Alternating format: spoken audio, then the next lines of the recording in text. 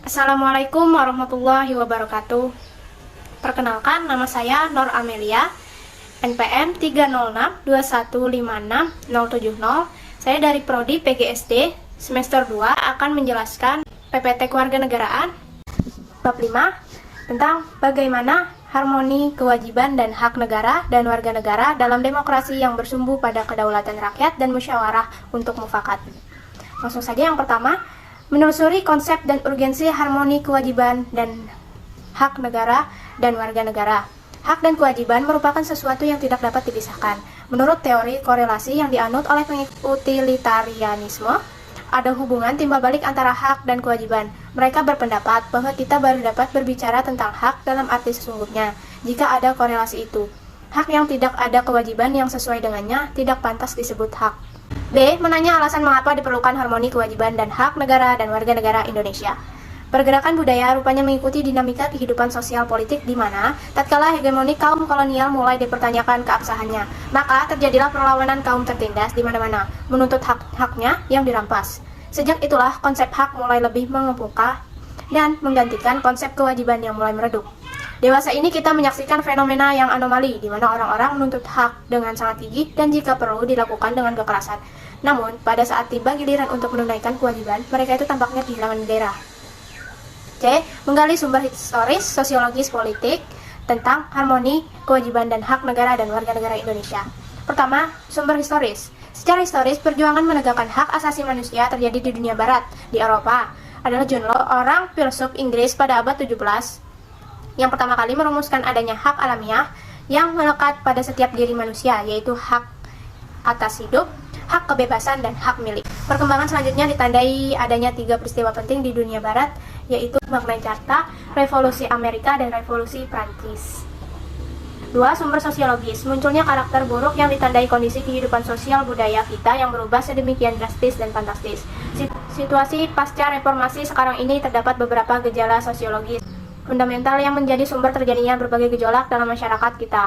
Suatu kenyataan yang memprihatinkan bahwa setelah tumbangnya struktur kekuasaan autokrasi yang dimainkan rezim Orde Baru, ternyata bukan demokrasi yang kita peroleh, melainkan oligarki, di mana kekuasaan terpusat pada sekelompok kecil elit, sementara sebagian besar rakyat tetap jauh dari sumber-sumber kekuasaan, seperti wewenang, uang, hukum, informasi, pendidikan, dan sebagainya.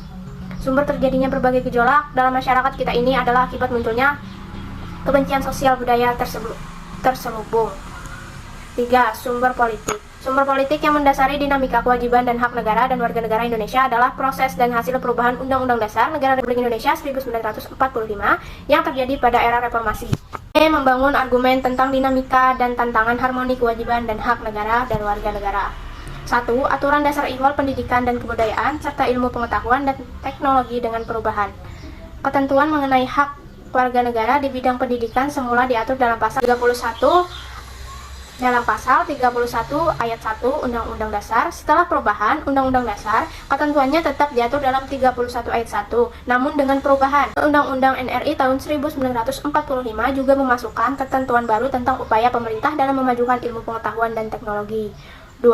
Aturan Dasar Ihwal Perekonomian Nasional dan Kesejahteraan Sosial. Sebelum diubah, ketentuan ini diatur dalam bab 14 dengan judul Kesejahteraan Sosial dan terdiri atas 2 pasal, yaitu pasal 33 dengan 3 ayat dan pasal 34 tanpa ayat. Setelah perubahan Undang-Undang Dasar, judul bab menjadi Perekonomian Nasional dan Kesejahteraan Sosial, terdiri atas 2 pasal, yaitu pasal 33 dengan 5 ayat dan pasal 34 dengan 4 ayat. 3. Aturan Dasar Ihwal Usaha Pertahanan dan Keamanan Negara. Semula ketentuan tentang pertahanan negara menggunakan konsep pembelaan terhadap negara. Pasal 30 ayat 1 Undang-Undang Dasar. Namun setelah perubahan Undang-Undang Dasar, konsep pembelaan negara dipindahkan menjadi pasal 27 ayat 3 dengan sedikit perubahan redaksional. 4. Aturan Dasar Ihwal Hak dan Kewajiban Asasi Manusia. Penghormatan terhadap hak asasi manusia pasca amandemen Undang-Undang Dasar Negara Republik Indonesia 1945 mengalami dinamika yang luar biasa. Jika sebelumnya perihal hak-hak dasar warga negara yang diatur dalam Undang-Undang Dasar hanya berkutat pada pasal 27, 28, 29, 30, 31, 32, 33, dan 34, setelah amandemen keempat Undang-Undang Dasar, aturan dasar mengenai hal tersebut diatur tersendiri di bawah judul Hak Asasi Manusia. Yang mendeskripsikan esensi dan urgensi harmoni kewajiban dan hak negara dan warga negara. Yang pertama, agama. Tampak bahwa sila ketuhanan yang Maha Esa merupakan basis dari sila-sila Pancasila lainnya. Jadi, paham ketuhanan yang Maha Esa menjadi pandangan dasar dan bersifat primer yang secara substansial menjiwai keseluruhan wawasan kenegaraan bangsa Indonesia. Itulah sebabnya pasal 29 ayat 1 Undang-Undang Dasar Republik Indonesia tahun 1945 menegaskan bahwa negara berdasar atas ketuhanan yang Maha Esa. Kedua, pendidikan dan kebudayaan. Pendidikan dan kebudayaan merupakan dua istilah yang satu sama lain saling berkolerasi sangat erat, karena pendidikan adalah salah satu bentuk upaya pembudayaan. 3. Perekonomian nasional dan kesejahteraan rakyat. Sistem ekonomi kerakyatan adalah sistem ekonomi nasional yang berasas kekeluargaan, berkedaulatan rakyat, bermoral Pancasila, dan menunjukkan pemihakan sungguh-sungguh pada ekonomi rakyat. Sistem ekonomi kerakyatan adalah sistem ekonomi yang bertumpu pada kekuatan mayoritas rakyat. Dengan demikian, sistem ini tidak dapat dipisahkan dengan pengertian sektor ekonomi rakyat. 4.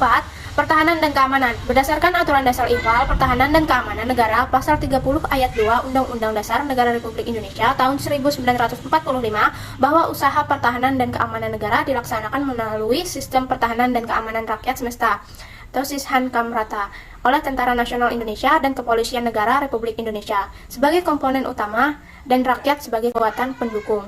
Kesimpulan, sebagai warga negara, bentuk keterikatan kita terhadap negara adalah adanya hak dan kewajiban secara timbal balik, resiprokalitas.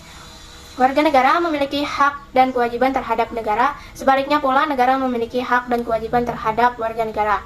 Hak dan kewajiban warga negara merupakan isi konstitusi negara perihal hubungan antara warga negara dan negara. Sekian penjelasan PPT Kewarganegaraan Bab 5 dari saya. Salah hilaf mohon maaf. Terima kasih. Wassalamualaikum warahmatullahi wabarakatuh.